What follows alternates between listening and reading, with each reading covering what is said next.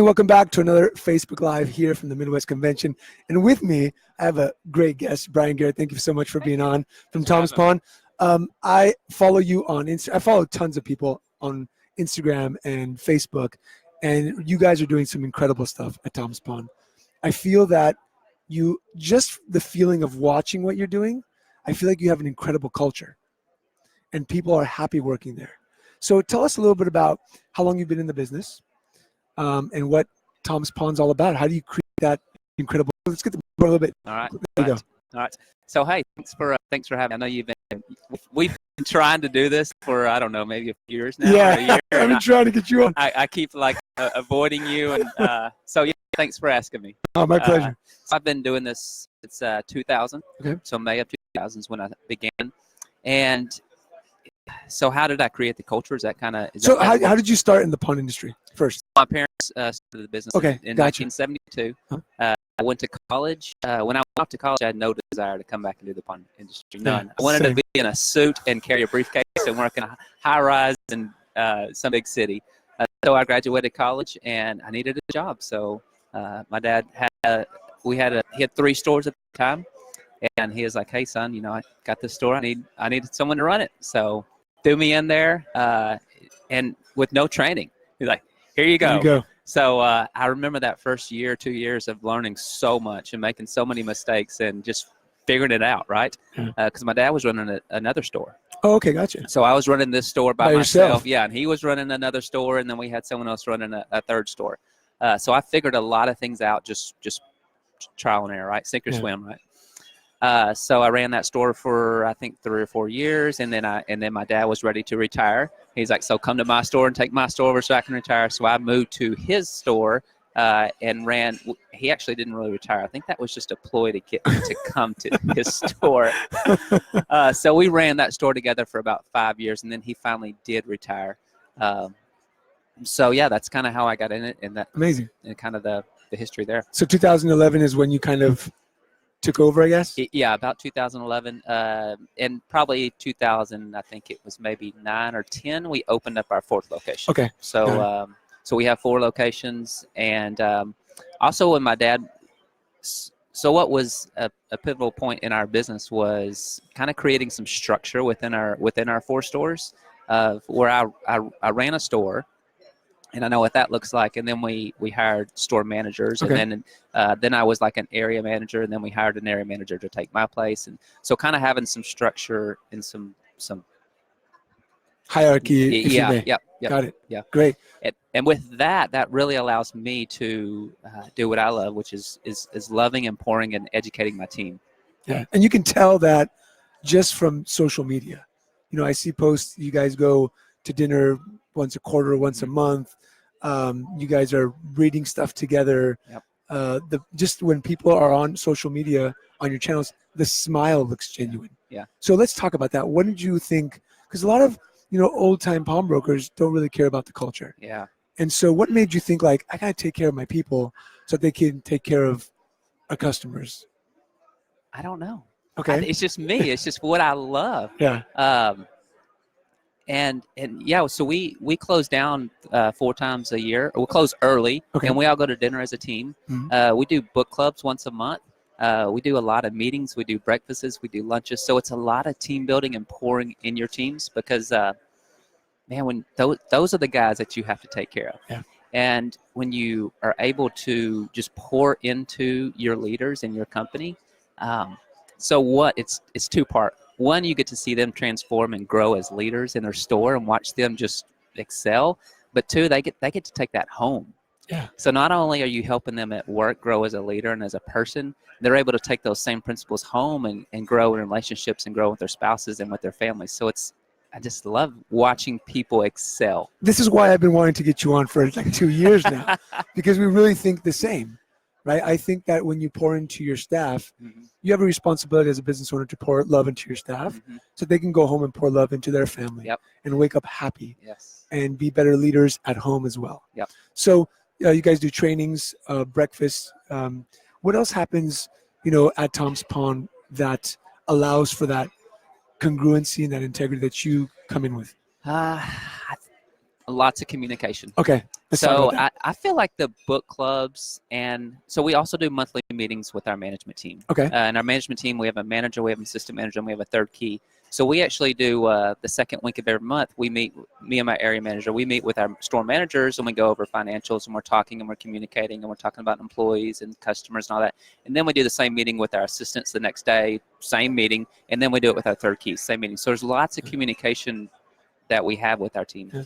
And the book clubs is probably what I love about the book clubs is that that's where I can really share with the team our passion and who we are as a company and what we stand for and who we want to be in the community. So I want to go back really quickly. I love the fact that you talked about communication because it's just transparency all throughout. Everybody knows what's happening. Everybody knows what they need to do. And I'm going to guess everybody knows what the plan is to get there. Yeah. And a lot of times pawn shops, a lot of the owners don't share the information with the staff. A lot of times it's just, the manager or even the area manager, but you're sharing it with like 3 levels down so they can be inspired and motivated to go out there and say, okay, this is where we're at. This is where we need to be. And we actually have a plan of attack. Is that right? I'm a very open book with my management team. Awesome. And that's complete opposite of how I grew up. So when I was running a store, my mom did the books. Okay. So I didn't, I'd make deposits and go, here you go, Mom, coming next week. I need money. Like, I just sold gold. What? I don't get it. So when my mom stepped out and retired, I took over the books and I learned QuickBooks. And then I got like, wow, there's a whole nother side of this company because I just ran the front side. So I understood loans and sales and deposits and I got all that, but I didn't understand the back side of bills and taxes and all that stuff, right? Yeah. So I got to see the other side of the company. So I'm super transparent with my management team. So my managers, my assistants, my third keys, I'm a totally open book. They know everything about us. Awesome. They know, I show them the profit and losses, the balance sheets, our debt, checkbook balances, savings account, everything. So that's incredible. And the thought process behind that is if my team, the people that are running the stores, if they don't know the whole picture of what's going on, then because we're all a team, and they need to know everything. And when I share it with them, I always, it's just like home. If I manage a checkbook and my wife just does the spending and does her stuff, and I don't share where we are financially, how are we ever going to get better? Yeah. Right. So it's same philosophy, same at work. Being transparent and open because there's nothing to hide. Yeah. And there shouldn't be. There's nothing. Yeah. It's here we are. This is where we want to go. Let's work on this. And I had a new third key come on board. This is a few months ago, and I actually asked her. I was like, "Show, have you ever worked at a company that is this transparent and shares you total everything?" Yeah. And she's like, "No." And I was like, "Well, how does that make you feel?" She's like, "It makes me feel really good." She's like, "Now when I'm out front working and running a store," she's like, "I have a sense of purpose because I know why I'm doing this. Yeah. And I know why I'm asking my teams to do this." Yeah. That's awesome. Love that. So book clubs, transparency. There's also something else I see. Obviously, I follow you as a person. You're a big family man. You love your family. Mm-hmm. It's always like a selfie with the family. Yeah. You guys also do something, if I'm not mistaken, you put like a box outside. Mm-hmm. Tell us a little bit about that. All right. Outside the stores? Yes. Okay, I'm super big with family, and I'm so big with that. Spending time with our families and your kids and investing in those people and those loved ones. Because that's why we're here, right? We're here to make. I believe that we want to make money. We're capitalists. We got to make money, but at the same time, we've got to spend time with our family and leave a legacy, not just of cash, but of time spent together. Mm-hmm. Yeah. Right? Yeah. And if we don't spend time with them, then they grow up and they say, "Well, yeah, my daddy left me some cash. Yeah. Big deal, but I didn't spend any time with him." Right. And my dad, he's over there. Okay. I got to, my dad worked 24/7. So I know what it's like to grow up with a dad working all the time. Yeah. So, and I now that he's older and retired, I get to spend time with him. He's here, right? Yeah. So now I'm getting to spend time with him, but I don't want my kids to grow up without, with dad always working. Yeah. I was the same way. My father worked 7 days a week, I think 6 days a week, 14 hours a day, because my mom would have killed him if he worked the seventh day. Yeah. My grandfather worked 7 days a week, 14 hours a day. So I get it. And I appreciate it because we wouldn't be where we are now if it wasn't for the hard work put ahead of us, right? 100%. So the blessing boxes, we have blessing boxes outside of each location. And one of our store managers came to us. Well, actually, it was one of our meetings, our manager meetings.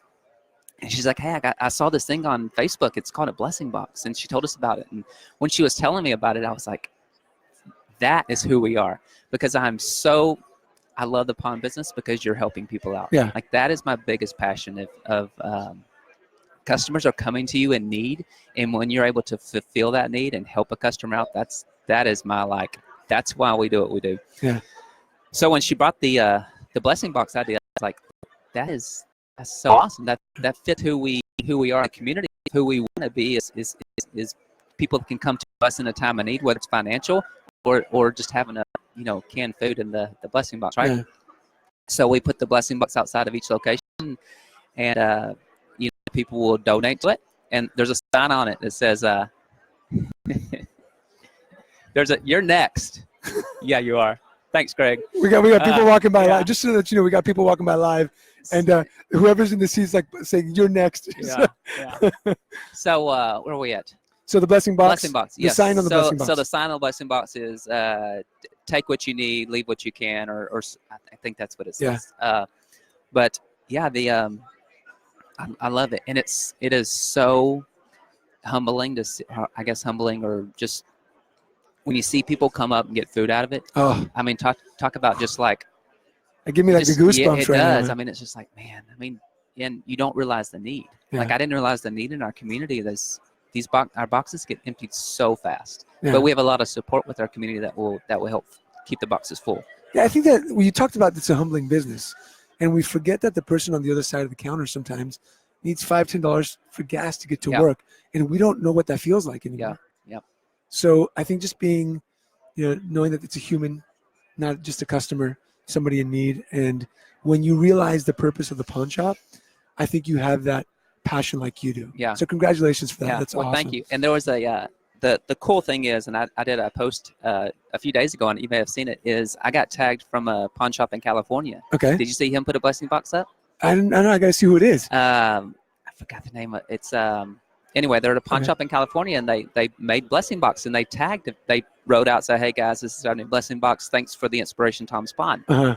And I was like, that is Amazing. what's cool. Yeah. Because you never know what you do is what will inspire someone else. Yeah. Right. So the blessing box was not our idea. We just Took it heard from- the idea. Yeah. We implemented it, and here there's a pawn shop in California that we don't even know who they are, but we inspired them to go and do something. So That's incredible. So cool. I want to challenge the people watching live. Being a pawnbroker, very old business, sometimes very old mindset.